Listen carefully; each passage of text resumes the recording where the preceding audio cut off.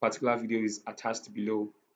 So you can get everything I used. You can use the same thing to create this poster. So I'll just go ahead and import our resources. So I'll click on File, Import. So the first two things I'll be importing this sliced part of it. So I'll bring in my. So the first thing I'll do is I'll bring in the sliced oranges. So I'll just click on Import. You can drag and drop. I'll make this a little bit bigger. So to avoid these extra spaces at the sides, I'll just use my shape tool. Using the shape tool, I'll just the image already selected, I'll just shift inside like this. And also for this part too, I would bring inside like this, close this up and close this up. So I'll just put it outside here. I'll be using this later on. I'll do the same thing too for this one here. I would select these two parts and bring it inside.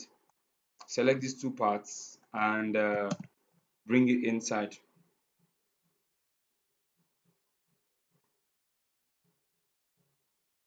While I'm done with that, I would click to bring out the rotate and the skew option.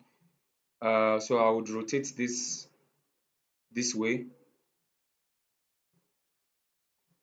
I'll click out and move it to where I want it to be. So I'll make a copy of this by pressing Ctrl C and Ctrl V. Now I have a duplicate copy of this. So what I'll do is I would invert this like this and bring it down. But I don't like it here, so I want it to be behind this first one I created. So what I'll do is I'll hold down Control and click on Page Down twice, depending on where yours is. Just make sure you put it beneath this. So I've put it beneath the first one I edited. So I'll just click on it now and scale it up a bit so it won't be too far from the first one I created. So the next thing I'll do is selecting the second one. I would press Ctrl C and Ctrl V to control and control paste. So what I'll do next is I would mirror this. So I'll click mirror horizontally. So it has mirrored this way. So I would also do the same step I performed, control page down.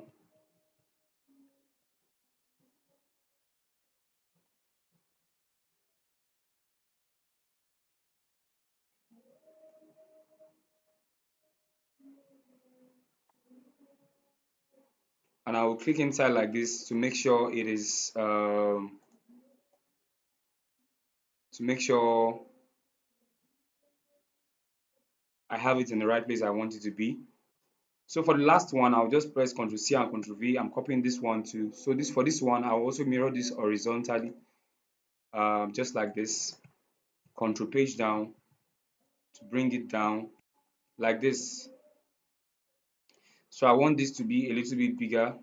So I'll just increase that way, and I would increase this way too.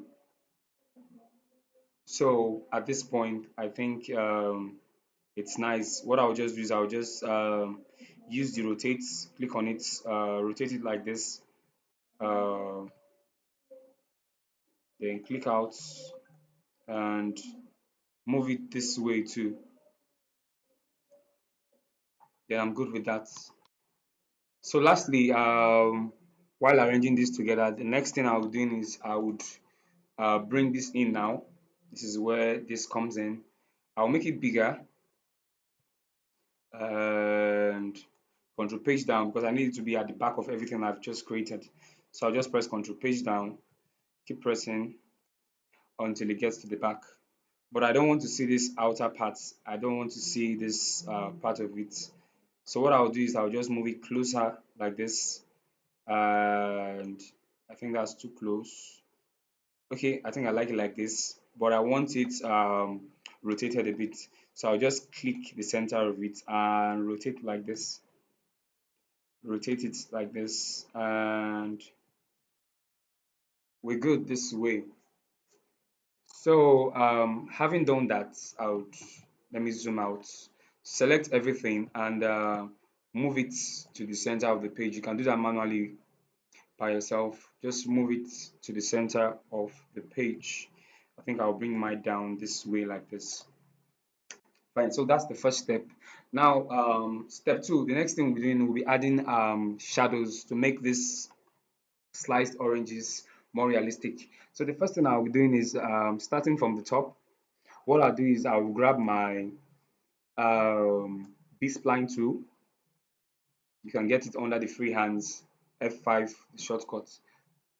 So this is what we'll be using, the B-spline tool. Now the B-spline tool is closely, it works like the pen tool, but it's not like the pen tool. It's more flexible because it draws curve line just easily. You can use it to draw curves very, very easily. So this is what we'll be using. So I'll just delete this, and I'll start with this part of it. So what I want to create here is the shadow effects that will make this look more realistic. So I'll start by clicking like this and draw around like this. Don't worry about it being on top like this. So when we've drawn it like this, the next thing you do is give it black, because of course the shadow is black. If the shadow is white, you can use white for yours, but for mine I'll use black for my shadow. So I'll just click on this first one here. Um, Click on it. Clicking on it, make sure you remove the outline by right clicking on your mouse. Right clicking removes the make sure you right click to remove the outline from any object you're using. So the next thing I'll do is I'll go to effects, um, blur, and Gaussian blur. So I'll just take this aside so we see the level of, can you see how nice this has created a shadow? But I don't like it that way, so I would move close to, I think 13.4 works for me. So I'll just use it that way. But we have a big issue now. This is on top and we don't need it on top. So of course, what do? Hold down your control and press page down to take it down behind this. But we have another problem with this shadow. It's still too much the way it is. So to reduce this, I'll head over to my transparency tool. I'll click on it and select this first one that says uniform transparency. So clicking on it, as you can see guys, it has reduced the level of shadow.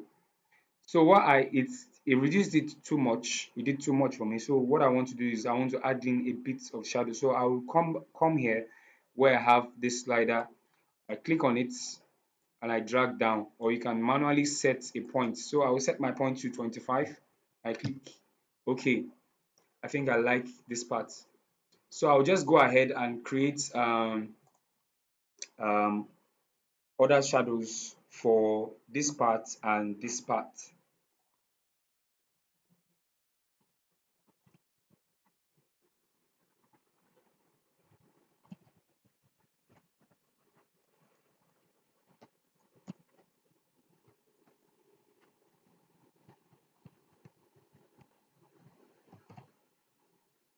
Okay guys, as you've noticed, I've added my shadows to um, the images. As you can see, it makes it look more realistic, and so that's for adding shadows to it. So the next thing we'll be doing now is we'll be introducing the Fanta itself. So I'll head on to my files. So file, import. Um, so I'll just bring in this. So I'll just click on import. I'll just drag here and drop. I'll make this bigger by increasing like this at this point. because inside like this, there's this thing CorelDRAW does. I don't know how to do it right, like, but it's very very easy for you to adjust. So with the environment I am currently, I'll just go to effect and adjust and auto adjust, and it adds depth to the can itself. So having done that, I would drag this here. Note guys that I need it to give this effect of it coming out of this orange itself. So how we can do that is, first things first, I will scale this like this, I will rotate this like this, and when I'm done with that, I'll just click out. I'll head on to transparency to select it, and I would drag like this and drop. Head on to transparency to, and while you're, make sure you are selecting the image first. Head on to transparency to select it, then just drag and drop. Now what this is actually, you're telling CorelDRAW, okay, I don't want to see anything from this, because if you notice, you have 2 points. You have the white point. Now this white point stands for the visible parts of the image you want to see, and this black point stands represents the part of this image you don't want to see. So if I drag my slider up like this to this point, I'm telling CorelDRAW, okay, this is from, I want to see this image from this point. So make this from this point visible up to this point, and from this point upwards, I want it to be clear. So this is what I did. I'll just adjust this, position it well to this part. I'll click like this. Make sure this stays well, so it creates this realistic effect of this can coming out of this orange. So with what I've done now, I think I'm okay with this. So I'll just go on and make a duplicate copy of this Fanta by pressing Ctrl C and Ctrl V. Having made the duplicate copy of this, what I'll do is I'll make this one smaller, and I'll click on it and rotate it like this, and let me rotate this a little bit more. I'll just position it like this. I'll go back to transparency too, because it's still active on it. I would move this a bit just so that part wouldn't show. I'll drag this up well, yeah. Okay, like this. This is how you achieve that effect of the Fanta coming out of this orange too. So let's proceed. The next thing we'll be doing now is, so I'll select this before I go ahead. I'll select everything and hold down my shift key to make it a little bit smaller like this, and I would position it here like this way, like this. I'm okay with it. So the next thing I'll be doing is I'll be adding the background color, because if you would watch closely, you've been working with just the whites and all of that. I'll show you how to get that done. So the next thing we're doing is to add our background color. So what I'll do next is, first and foremost, I'll go to my eyedropper tool, the color eyedropper tool. I'll select it, and I would select, then I would zoom closer and select this part of this part of this orange. I'll just click on it, and I'll click out like this, F4, and just apply it to the background like this. Now this is the first step. Now the next thing we'll be doing is to apply that gradient effect to it now, because now we've sampled the first color, which is very very important for us here in this tutorial. So the next thing I'll be doing is heading over to our gradient. That's the interactive fill tool. The shortcut is G. So I'll just select it, interactive fill. Selecting the interactive fill, I'll come up here to where I have this fountain fill. I'll click on it, As you can see now, it just gave us a nice gradient feel, but this is not what we want to use because now it's going from one side to the other. But we kind of like need something better than this. So what we'll do is select this one that says elliptical fountain fill. So selecting this now, we have this nice fountain fill, but that's not all. Um, as you can see now, if I zoom closer, we have it going from orange to white, but we don't want it at white. We want it somewhat like this yellow. So what we'll do is click on this white point. You have this option that says node color. Just select it and using the eyedropper tool from this part here, just click on this orange here. Selecting it automatically gives you that color inside. As you can see now, it has changed from having been white to this color. But then this is not what we want as a perfect background for this poster. So the next thing you'll be doing now, still with this selected now, with the gradient tool selected, shortcut is G. If you observe, we have two colors now. It's going from this lighter orange to this darker orange, but we want it to start from something much more lighter to this color. So what you do is double clicking on this point, you add another color. In fact, you can add so many colors on this line by just double clicking on it, but I'll just want to add an extra point. Then on this first one we created, I'll click on it once and open up this color wheel here.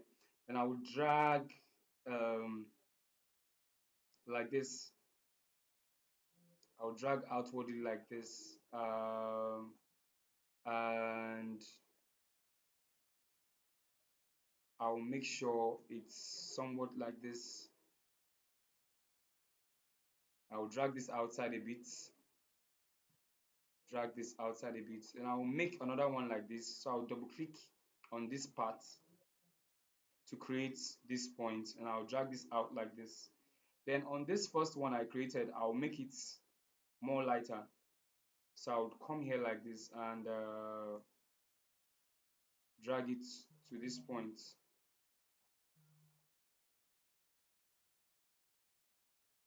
So I'll just zoom out just to see how far we've gone with this background.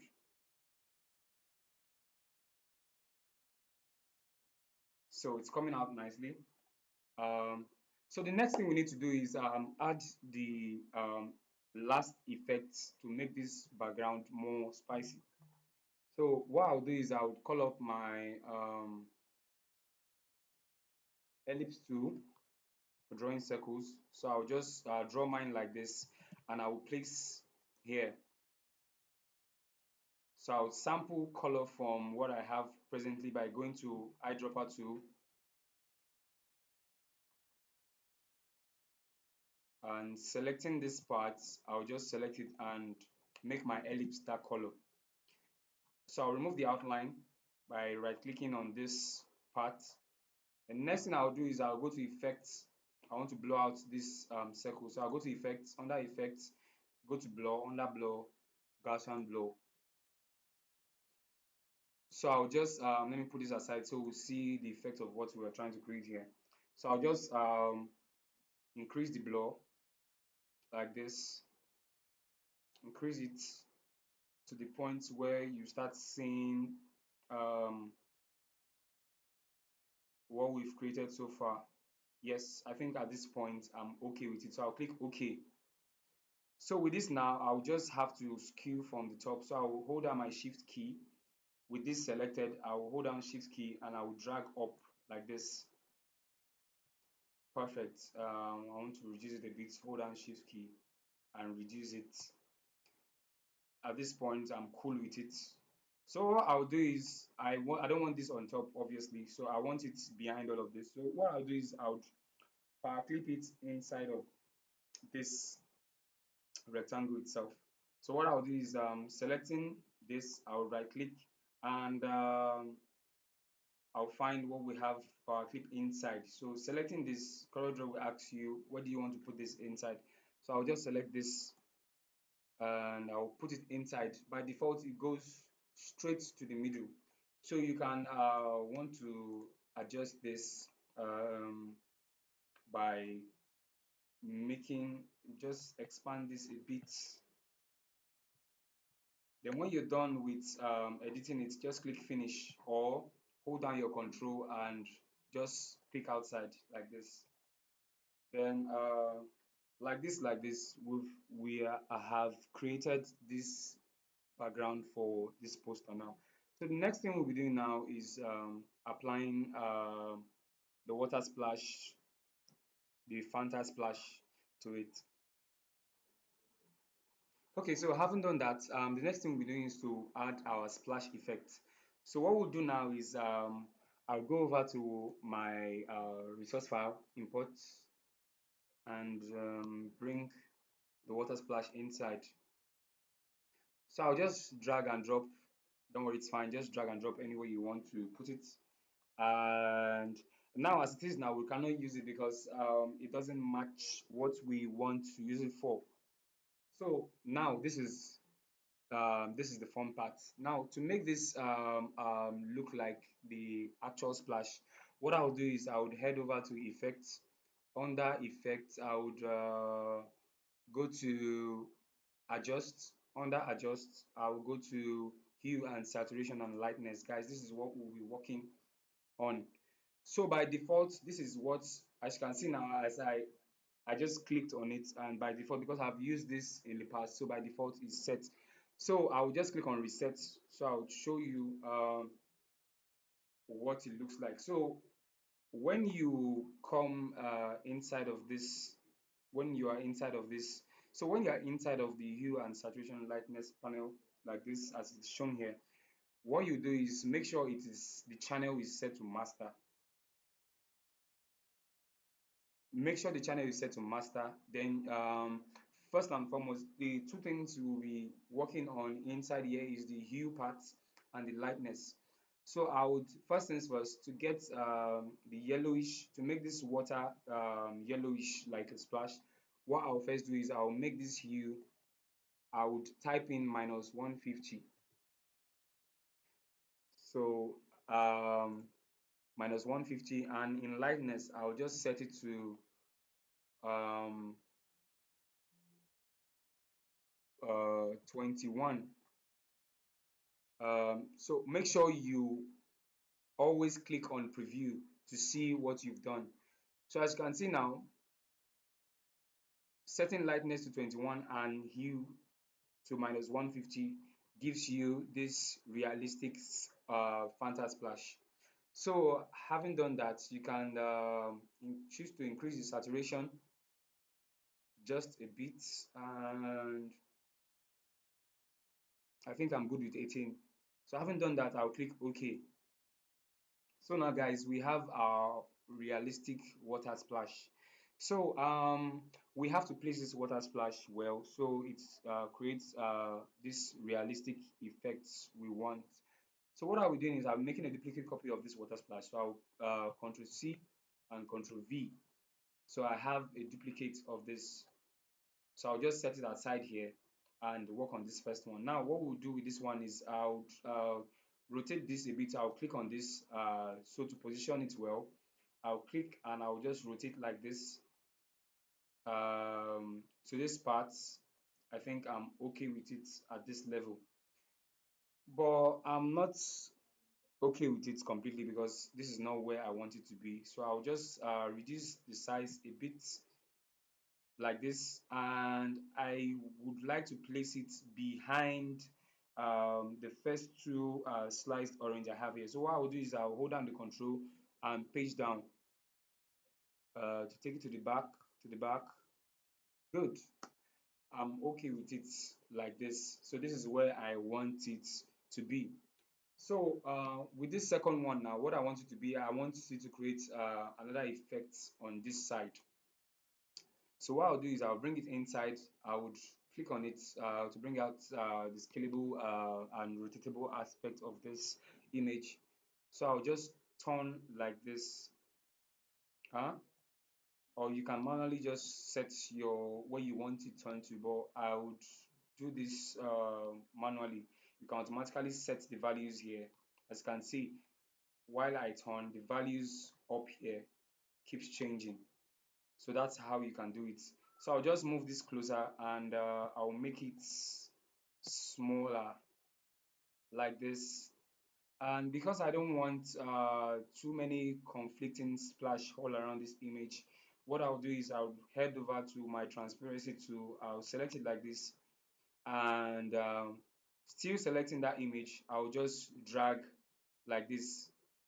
So I'm telling CorelDRAW this is the part where I want to see, and this part I don't want to see this part. I want to see only this part. So I'll just adjust this to my taste and position it well, like this. I think I'm cool with this now, and I'll just drag this inside a little bit.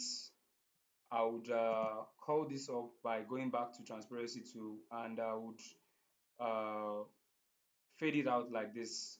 I don't want this aspect of it showing. So at this level, I'll just drag in a bit. Yeah, and I'm fine with this. So I'll zoom out. At this point, I'm cool with this. Okay, now the next thing we're doing is we'll be adding depth to this poster. So there are two things we need to do to add depth to this poster. The first thing we need to do is I need to work on the background itself. So first things first, because it's a gradient background, we use fountain fill for. So I'll press G to bring out the control. So on this last part of it, I want to make add depth to this background working with this. So what I'll do is I'll make this orange a little bit darker. So what I need to do is selecting this orange, um, the node color comes up and it says specify the color of the selected node. So on this node now, I will drop down this icon, open the color wheel, and opening the color wheel, I will just drag down a bit to this point. Now dragging down, as you can see, it has changed from this lighter part to this darker part. So I'll just position mine somewhere here. You can go overboard by dragging down like this and bringing to this part, but I wouldn't want mine like that. I want mine at this point. So I'll just drag to that point and click out.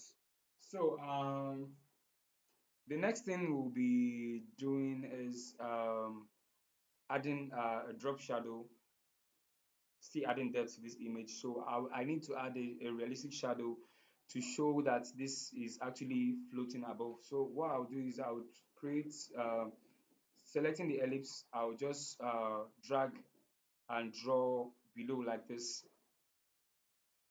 Then I'll give it, of course, it's a shadow, so I'll give it black. So I'll just select black. As you can see, I've given it black, and I'll remove the outline. It's very, very important, guys, to always make sure you remove the outline. And the next thing I'll be doing is I want to add realistic shadow effects. I don't want to leave it like this. So next thing I'll do is go head over to transparency, click on transparency. Under transparency, click on fountain transparency. Under fountain transparency, we'll be using elliptical fountain transparency. As you can see, guys, make sure it is set to from white to black. So what I will just do is I'll just bring this out a bit, and I would reduce the transparency of this white part. I would set it to like 16. I think 16 is fine. So clicking out, you can see now I've added a realistic shadow to it, but it's not that much. It doesn't have much of realism added to it. So what I'll do is I would to add more realism to it, I would actually blur this out. So I'll head over to effects.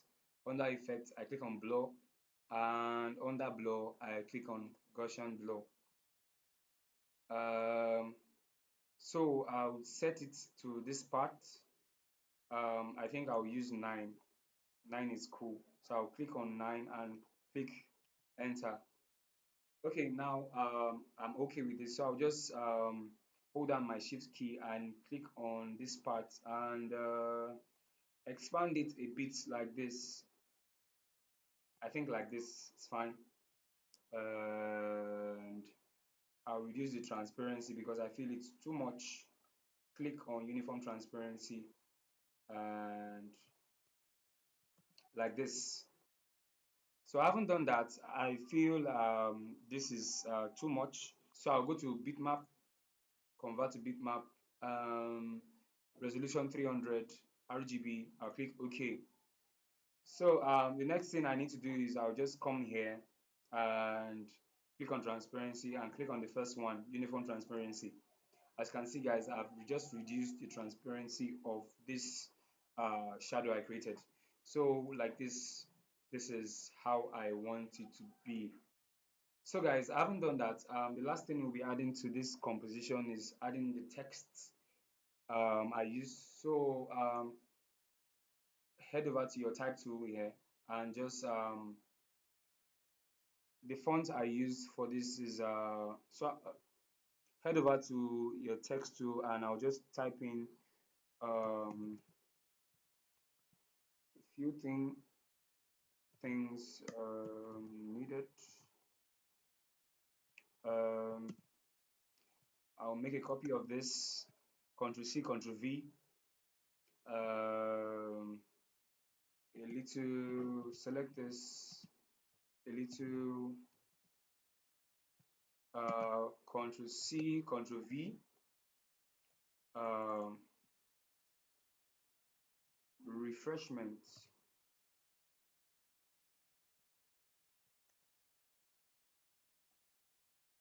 Okay, so I would make it bigger. Okay, so I got a question that okay, what particular font did you use for this? So, guys, the name of the font I used for the poster I created is Fantastic. So I'll just search for Fantastic. It's a free font you can download it online. So I'll just make this a little bit smaller, um, and the last thing I'll be doing is I'll be making this white. So guys, this is how I came up with this poster that I created.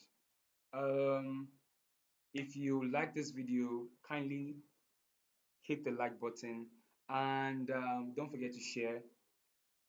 Drop your comments in the comment below if you want to see more of this video in our next tutorial. If you want to see more videos like this in our next tutorial, drop your comment in the comment section. Okay guys, I'll see you later.